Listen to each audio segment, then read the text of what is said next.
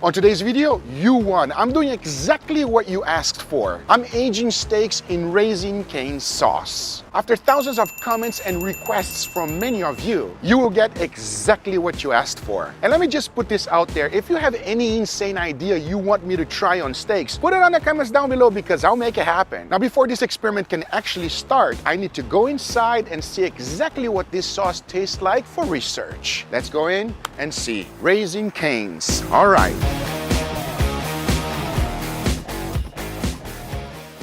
Got the Raising Cane's. So here's the deal. I got the 6-piece tender, okay? This plate looks incredible. They serve you with a little bit of sauce, but I couldn't resist. I went ahead and grabbed an entire cup of it because that is what it's all about. I really have to figure out this flavor. It definitely has mayo base, ketchup, some Worcestershire sauce, and black pepper. I can just literally smell the whole thing. Now, what's funny is that Raising Cane's only focus on tenders. Unlike KFC, they do not have drums, thighs, anything with bone. Supposedly, it's also fresh, never frozen. It's literally just this. I mean, this is a chicken tender, and I'm not used to the breading because usually it's supposed to be nice and crispy. This is extremely flexible and not that crispy, but flaky. And one other things that they give you is this Texas-style toast. But if we're being completely honest, everyone goes crazy for the sauce. Found that in Louisiana,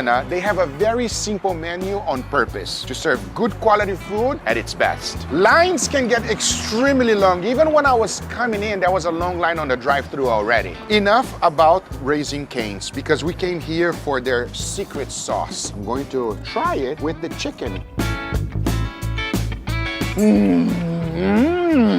Wow, that's 1,000 times better than Chick-fil-A sauce. Now I understand why my comment section went nuts on this sauce, everybody. That is delicious. It is so creamy. You can feel ketchup, mayo, Worcestershire sauce, a little bit of garlic in there. This sauce is phenomenal, and I have a feeling it's going to work out extremely well with steaks. Enough talking. First, I gotta figure it out how to make this sauce right to do this thing justice. Enough talking, and let's begin this experiment. And in order to do this experiment right, the first thing I need to do is to figure out this sauce. Because let's be honest, you already know it's delicious. And after many trials, this is the final version and it tastes exactly like their secret sauce. Into a bowl, throw in 3 cups of Hellmann's mayo, followed by 1 cup of ketchup, 1 tablespoon of Worcestershire sauce, 1 ounce of onion powder, 1 ounce of black pepper, 1 ounce of salt, 1 ounce of garlic powder, and 1 tablespoon of Louisiana hot sauce. Now mix that up real good, and this is Raising Cane's secret sauce. When I tell you, friends, that it tastes exactly like it, I mean it. Especially when you taste one after the other, you can really tell that there's no difference. Now that we got this sauce ready, let's begin this insane experiment. In order to have a true comparison, I must use the same beef. So I got this 7-bone prime grade rib roast straight from Riverbank Ranch. As you can clearly see, it's beef at its finest. It was previously aged for 20 days, and I can't get enough of it. Now I hope you noticed that I got 3 big portions out of it. Because if you think I'm only gonna age steaks in Raising Cane sauce, you are wrong. And I'll explain to you shortly why. Because right now, I gotta make sure I slather a generous amount of Raising Cane sauce on this one. I totally understand why you guys asked me for this experiment. This thing is addicting, it smells good, and it is a perfect sauce to go along with any meat. But the question is, what happens if you age steaks with it? Will it make the steak actually better? Or does this just sound interesting and it is a complete waste of time? Well, I tell you one thing. We will let you know the truth. Because once everything was soaked and completely covered, into my refrigerator it goes for a month. Now since I split the whole roast on 3 parts, this one will be our control. I'm not adding any sauce to it. That way we can have a true comparison if it will be an improvement or not. So into my dry ager this one goes as well. As I believe the #1 competitor of Raising Cane is actually this, Dave's Hot Chicken. Now I had a wonderful experience trying this chicken with their sauce. And even though their sauce is quite similar, it's different, delicious, and I got addicted to this fried chicken. And thankfully I figured it out their sauce recipe as well. Because even though they soak their chicken with spicy oil first, in the end of the day, they add this sauce. And here's how it's made. Into a bowl, you want to throw in 1 quart of mayo, 5 ounces of ketchup, 2 ounces of chipotle juice, 1 ounce of garlic powder, 1 ounce of onion powder, 1 ounce of paprika, and 1 ounce of Louisiana hot sauce. Now mix and whisk everything together, and you're left with this. The next step is pretty obvious, and I gotta be honest with you. This sauce right here really reminds me of Chick-fil-A sauce, but we know that it's slightly different. I'm expecting it to be great, but in the end of the day, we gotta remember one thing. These sauces are finishing sauces so that you can be used as dipping, not really to marinate meat. But if this works extremely well, we are on to something, because now that this one is ready, into my dry ager it goes for a month.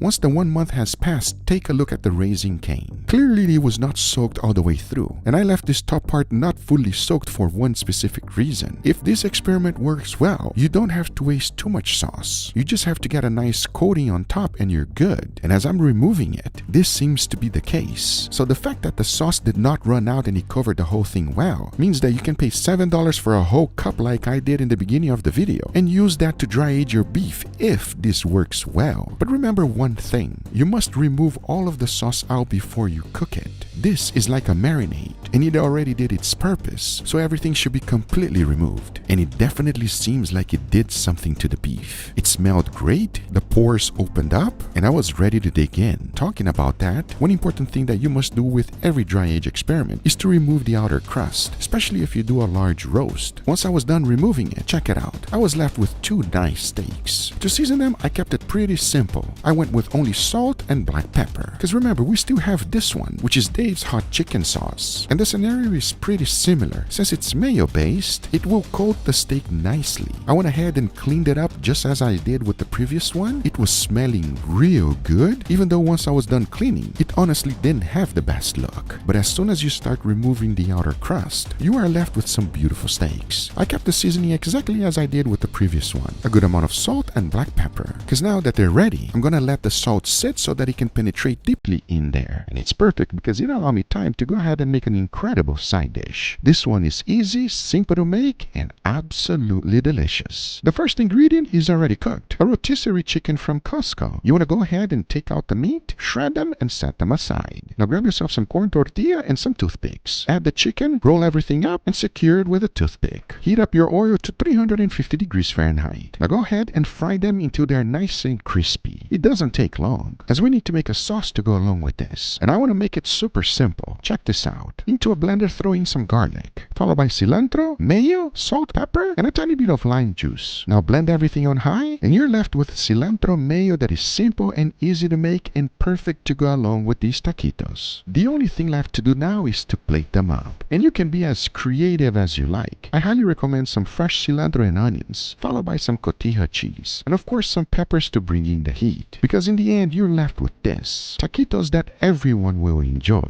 And don't forget about the sauce. As now that we have both experiments ready to go, remember what they went through. And don't forget that I still have a control one, which we will see if it's better than regular dry age. The only thing left to do is to go ahead and cook them. And for that, first I'll be putting a nice wonderful sear. Then I'll cook them in indirect heat until they reach an internal temperature of 135. As now I say, it is enough talking and it is time to grill them, so let's do it.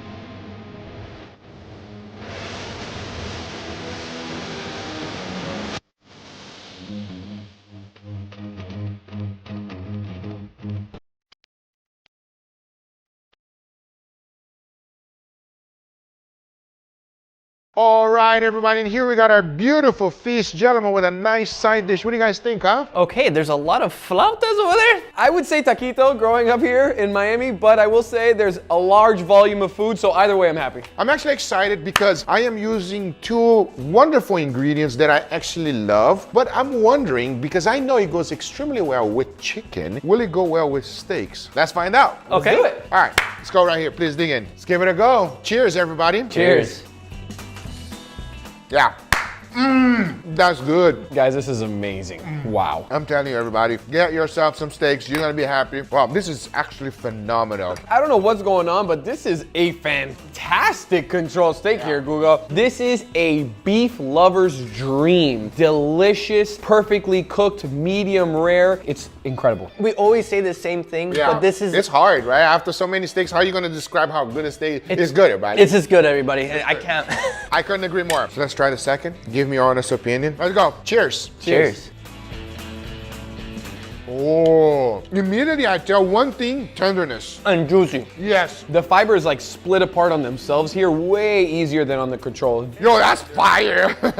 Yes, it's more tender, it's more juicy, it's more delicious. I can tell you that it does squeeze my cheeks. It gives me that umami flavor, especially on the crust. I couldn't agree more. You? Yeah. The main difference I feel is like the crust is so much more pronounced, and not the actual crispiness, but the flavor of it. Like I taste the crust more, and it tastes incredible. You really get that charcoal beef caramelized beauty. It's good. It's very good. It's very delicious. I like it quite a bit, but hold on tight because we gotta try this. Oh, yes. Oh, yes. And we there's a gotta try lot. Yes. Cheers. Cheers. Cheers.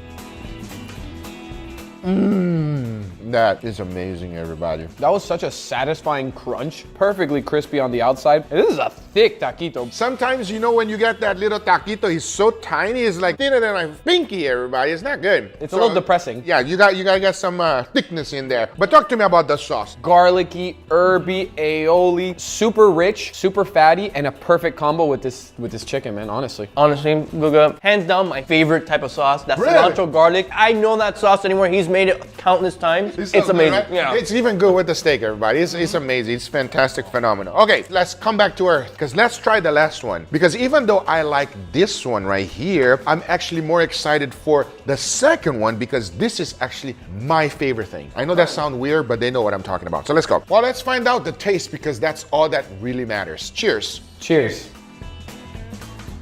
Oh, the tenderness again. What's going on with this tenderness, everybody? This feels almost like Wagyu. How crazy that splits apart. Like the steak does the chewing for you. It hits your tongue and it just splits apart effortlessly. That is some tendernism for next level stuff, for real. As far as what you guys are saying, it's very tender, but it has something there. I'm trying to hint out that flavor. It's very unique and it still tastes like a steak. Yes, it's still beefy. Yeah, it doesn't taste like something what you might be expecting because they don't know what it is, but it still tastes like a steak. What do you have to say? It tastes almost like a flavored salt or something because I just feel like it adds like more savoriness to the steak, right? Yeah. One thing about this steak is I actually lose that pronounced crust effect that the second steak had. I kind of like missed that about the second steak because that was super good. Out of the two, which one you like better? I like this middle one. Honestly, the middle one as well because it had a middle more one. pronounced crust and I can really feel the flavors that you added to that steak. Fair enough. So the middle one is the winner. I actually prefer the last one, and I'll tell you guys what it is right now. I soak both of them. This one that you guys enjoyed was actually Dave's hot chicken sauce. What? It's not even hot. Yeah, no, not at all, not at all. And then this one was Raising Cane's. It's weird because this steak doesn't taste anything like the sauce. No, it does not taste at all. I do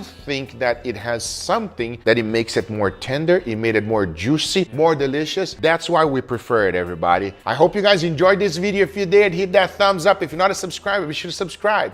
We'll see you guys on the next one. Take care, everybody. Bye-bye.